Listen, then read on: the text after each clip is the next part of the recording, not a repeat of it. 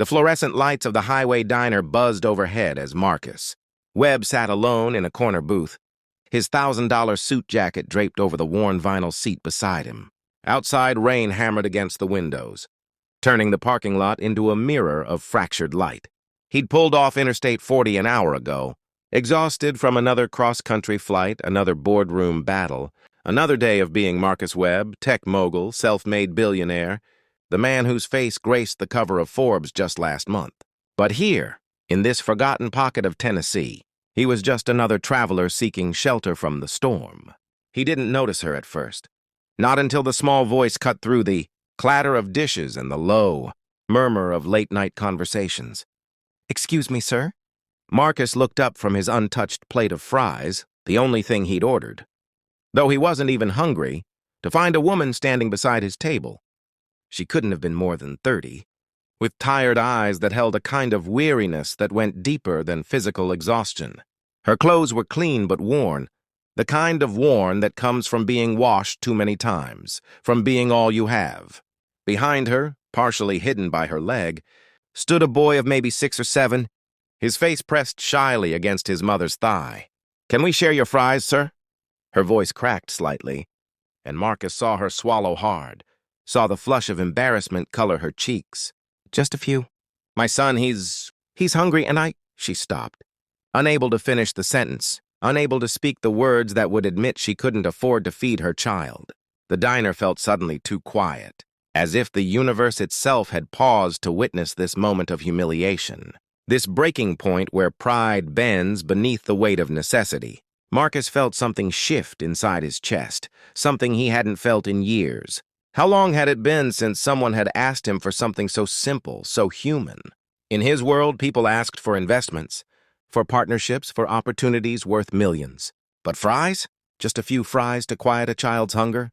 "Please," he heard himself say, sliding the basket toward them. "Sit down.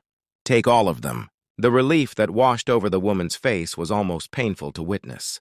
She guided her son into the booth across from Marcus, and the boy's eyes, wide and brown, and innocent, fixed on the fries, with an intensity that spoke of genuine hunger.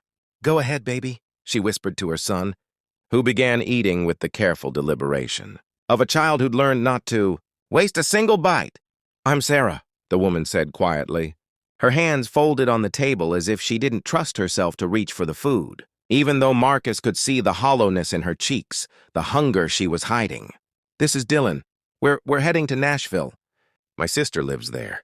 She said she could help us get back on our feet." Marcus nodded, flagging down a waitress, Betty.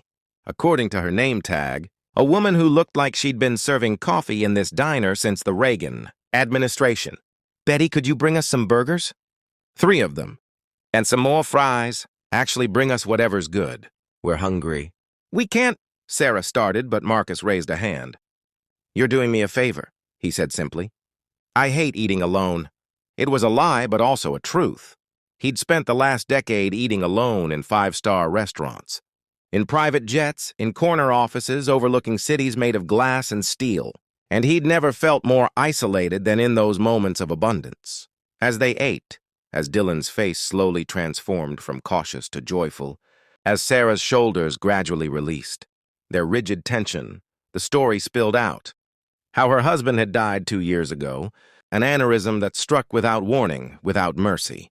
How she'd held on to their apartment, their life, their dreams, until she couldn't anymore. How she'd packed everything they owned into 4 suitcases and a battered Honda Civic that had finally given up the ghost somewhere outside Knoxville. "The mechanic said it would cost $800 to fix," Sarah said, her voice hollow. "I had $237 to my name. So I sold the car for scrap, got $50, and bought us bus tickets to Nashville. We got this far before." She trailed off, looking at her son, who was now drawing pictures on a napkin with a crayon Betty had brought him. "Before you ran out of money," Marcus finished gently. She nodded, tears glistening in her eyes but refusing to fall. "The bus left an hour ago. I didn't have enough for both tickets.